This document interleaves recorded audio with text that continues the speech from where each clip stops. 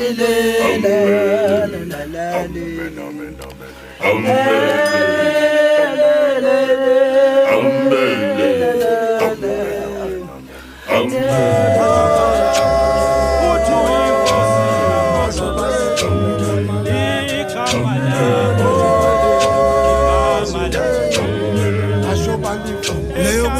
did I start a choir?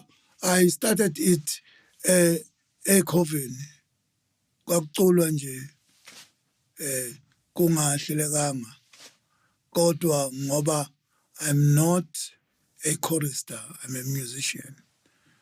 Where ngaqaphela ukuthi funeka kube khona isoprano, kube netenor, kube nealto, kube nebass, kube ne-lead singer.